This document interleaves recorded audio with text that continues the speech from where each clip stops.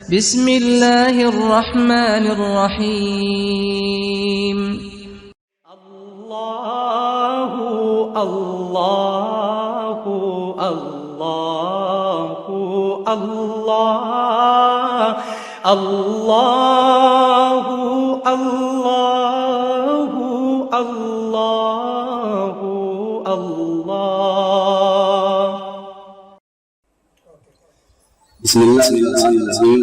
رمضان المبارک کا مہینہ جو کہ الحمدللہ شروع ہو چکا ہے، یہ اللہ تعالیٰ کا برکت و رحمت والا مہینہ ہے کہ جس مہینے کے اندر اللہ تبارک و تعالیٰ اپنی جہنم کے دروازے کو بند کر دیتا ہے۔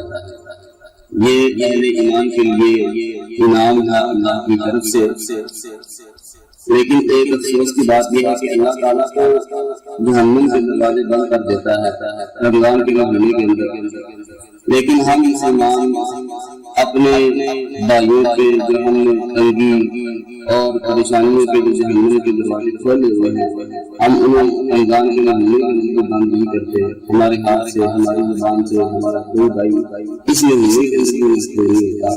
ہمیں رک جانا چاہیے۔ رسول اللہ صلی اللہ علیہ وسلم نے ارشاد فرمایا کہ جب رمضان کا مہینہ شروع ہوتا ہے تو آسمان سے ایک آواز دینے والا فرشتہ آواز دیتا ہے، اے بغاوت کرنے والا، گناہ کرنے والے رک جا، اور اے نیکیاں کرنے والے اور زیادہ نیکیاں کر۔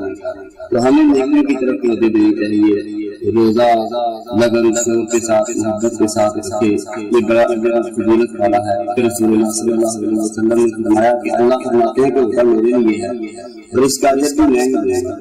اور ایک اور بات یہ ہے کہ رمضان کے مہینے کے اندر ہم کھانا پینا چھوڑ دیتے ہیں، لیکن ہم غلط بیانیاں کرنا، جھوٹ بولنا اور ایسی کوئی بات نہیں کرتے جس سے اللہ کی نافرمانی ہوتی ہے۔ ہم ہر کام کرتے ہیں کہ جس سے اللہ ہماری گفتگو، ہماری باتیں ایسی ہوتی ہیں جو اللہ کی نافرمانی ہے۔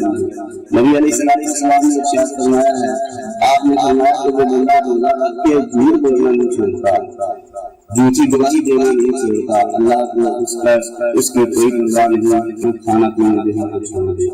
اس لیے کھانا پینا اس سے نہیں چھوڑتا بلکہ روزہ بھولنے سے بھی ٹوٹ جاتا ہے۔ کسی مسلمان کا کوئی گالی نہیں دینی۔ نبی صلی اللہ علیہ وسلم نے ارشاد فرمایا کہ جب تم روزے کی حالت میں ہو تو کوئی بے حیائی والا کام نہ کرو، کوئی فحاشی والی گفتگو نہ کرو اور نہ کسی کے ساتھ جھگڑو، بلکہ اگر کوئی تمہارے ساتھ جھگڑے، تمہیں کوئی گالی دے تو اس کے جواب کے اندر صرف ایک چھوٹا سا ایک لفظ بول دو کہ میں نے روزہ رکھا ہوا ہے۔